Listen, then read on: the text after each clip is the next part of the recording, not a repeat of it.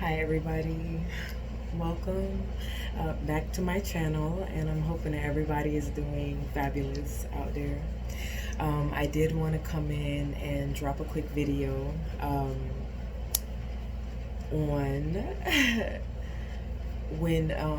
whenever you're about to reach the finish line or like really accomplish a goal and accomplish a great feat. I feel like sometimes then there's like this spiritual battle sometimes that can play out. And when I say that, it's like a battle of good against evil. And so, as you guys know, I'm in the transition of situating myself.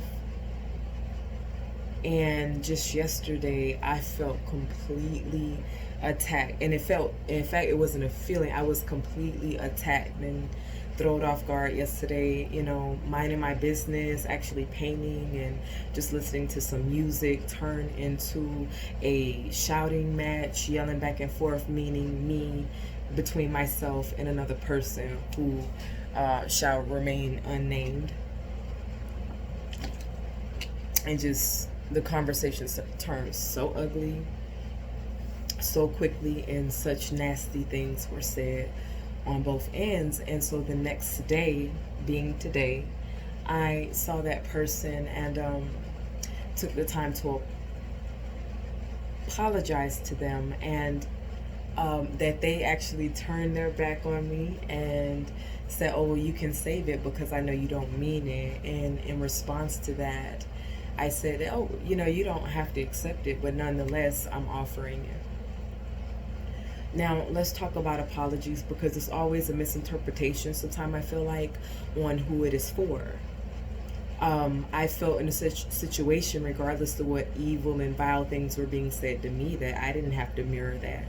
I didn't have to partake in that. And so to me, from a spiritual stance and for the accountability that I feel in my personal life to my journey and to my God, that's not the energy I want to bring. It's not the energy I want to be known for.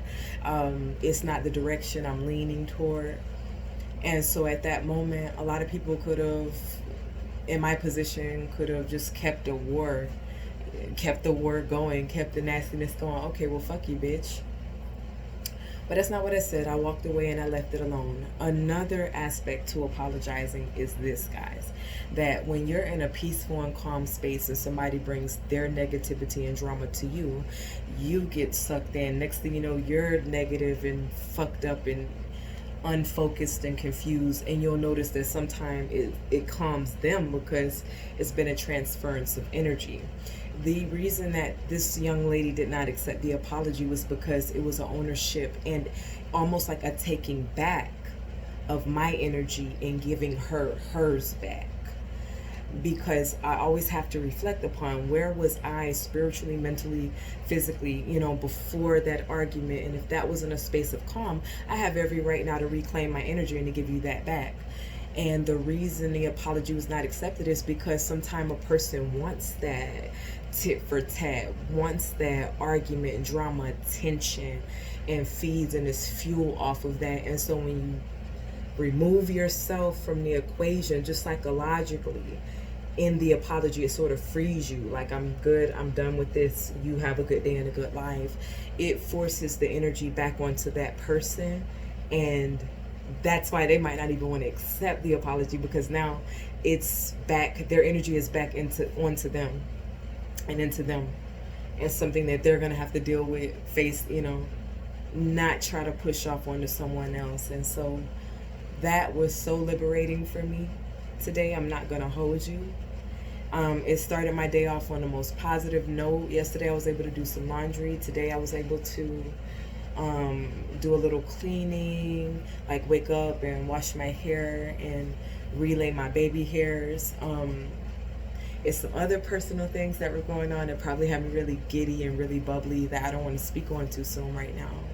But that I started this day off on such a holy and high note that I feel like I couldn't be in a better space nor place to be going into my own place. And that I've learned so much leading up until now that I'll carry with me forever. But in terms of dealing with negativity, negative energy, internalizing your tormentors' distress and pain, and alleviating their distress, just empathically, because there are those of us that are so sensitive, it's easy for us to take on others' energy. And so when you reclaim your energy and your peace and your space, those people lose all power, because now they have no power over your reactions, over your actions, over your words, over nothing. And they have to live it, walk it, talk it, breathe it, feel it, their own, whatever it was going on with them. I'm going to leave them with it. And so, on a side note, I have a new favorite YouTuber. I spoke of her in a recent video, and I never got a chance to leave her name in a drop down, so I wanted to talk about her today. Her name was the spiritual whistleblower. She is amazing, but she's also a Libra. That made me love her even more. But on the flip side, I got a chance to see us again in the dark side of light. And she basically, her videos are about narcissism and all of the relationships she's had with individuals with this personality disorder, NPD, narcissistic personality disorder. Talked about her mother and father and brother and sister. So growing up in a house full of narcs, and then later in life dating and being abused and battered by them. And so now she have dedicated her life to just healing and helping others to heal. And there was a few videos that she did speak of her parents and said, quote, that if they died tomorrow, she wouldn't even go to the funeral. And I was like, and the way she said it, I felt that deep. I felt that shit. Because she meant it. And that was right where I draw the line and said, I don't think that's healthy. And I don't think that's a perspective. I don't think that should be the gist of it all. And I wouldn't want to accept healing or help from somebody with that perspective, for the fact that it shows that the forgiving aspect must have been overlooked, because my mother was a narcissist, when she got sick, so at some point she got sick, she passed away. I was there, and if I could do it all again, I would still be there, because that's who I am.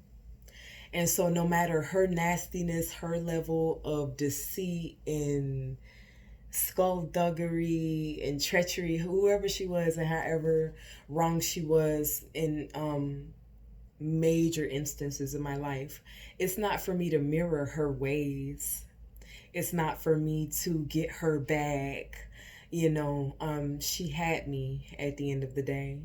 And so I don't owe her anything. I don't have to do anything but righteously, and to be in a good standing with my God. That's what they call integrity, is when you're doing the right things, when there is no applause, there's no one that even knows, there's no one who really cares, yet you're choosing love, you're choosing light, even in the face of such evil and vile and darkness. And so that made me look at her work a little differently, and is absolutely why you cannot idolize any man or woman, because we're all with fault. And the moment that you're just believing their every word, without question, because, it's just hitting the truth. And you let that one little nugget of truth, manifest something, because she's in a power of influence. So you might influence others to feel that way.